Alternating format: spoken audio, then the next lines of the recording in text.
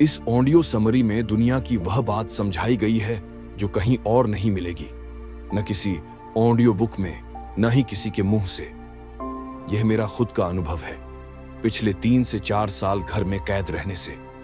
मैं यह गारंटी देता हूं कि इस ऑडियो समरी को पूरा सुनने के बाद आपके अंदर बहुत बड़ा बदलाव जरूर आएगा। वही बदलाव जो मेरे अंदर आया और जिसने मुझे उन टॉप 5% लोगों की कैटेगरी में खड़ा कर दिया।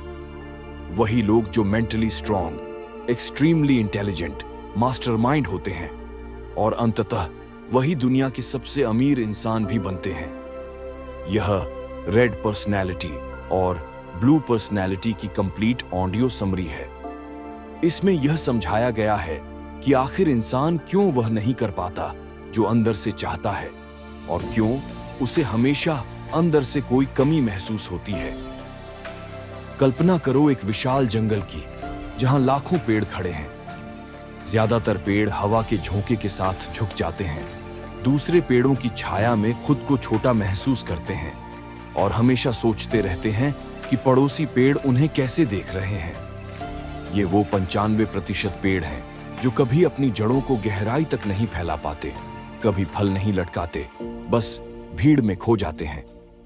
लेकिन फिर आते हैं वो 5% दुर्लभ पेड़ जो अपनी ही छाया में मजबूत खड़े रहते हैं।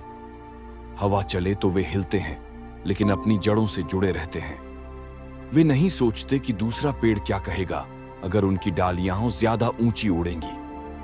वे खुद को अपनी आंखों से देखते हैं, मैं मजबूत हूं, मैं फलदार हूं, और यही वजह है कि पूरा जंगल उनकी छाया में सांस लेता है। ये जंगल हमारी दुनिया है और ये पेड़ इंसान। आजकल के जमाने में लगभग हर कोई उस 95% वाली भीड़ का हिस्सा बन गया है। ये वो लोग हैं जो हमेशा दूसरों की नजरों का आईना बन जाते हैं।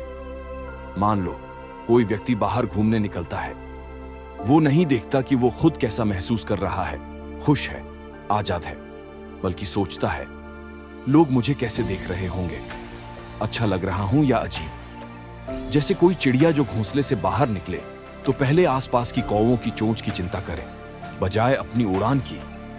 नतीजा, वो चिड़िया कभी आसमान छू नहीं पाती। इसी तरह ये 95% लोग अपने डिजायर को पूरा करने से चूक जाते हैं, क्योंकि उनकी एनर्जी बाहर की वैलिडेशन में बर्बाद हो जाती है। अब सोचो उस 5% वाले व्यक्ति की तरह जो खुद का आईना खुद है। वो कहीं जाता है तो बाहर की नजरें नहीं गिनता। जैसे एक शेर जंगल में घूमता है, क्या वो सोचता है कि दूसरे जानवर उसे कैसे जज कर रहे हैं? नहीं, वो अपनी ताकत से चलता है, अपनी दहाड़ से पहचान बनाता है। अगर वो घूमने जाए तो नहीं देखता कि भीड़ में वो कूल लग रहा है या नहीं। वो खुद से पूछता है, मैं कैसा हूं? क्या ये मेरी असली खुशी है? और अगर जवाब हां है तो वो इतना कॉन्फिडेंट हो जाता है कि दुनिया की कोई ओपिनियन उसे हिला नहीं पाती। ये वही लोग हैं जो दुनिया को हिलाते हैं, चलाते हैं।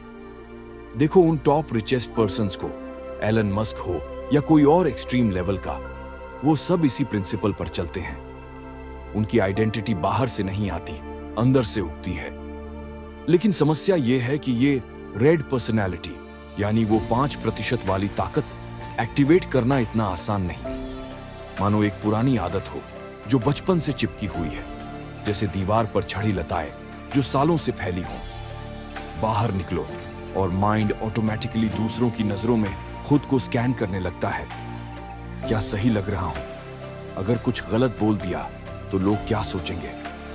जैसे कोई मछली जो पानी में तैरते हुए हमेशा ऊपर की लहरों की चिंता करे बजाय अपनी गहराई की। या मान लो कोई व्यक्ति भीड़ में खड़ा होकर कुछ बोलता है, लेकिन बोलते ही सोचने लगता है, अरे परफॉर्मेंस ठीक रही, लोग इंप्रेस हुए, और फिर उदासी छा जाती है, रिग्रेट आ जाता है, काश वैसा बोलता।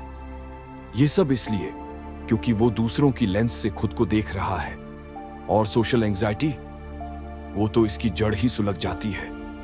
जैसे कोई बंधा हुआ पक्षी जो अचानक पिंजरे से बाहर आ जाए। पहले डर लगता था उड़ने का, लेकिन अब आसमान उसका है।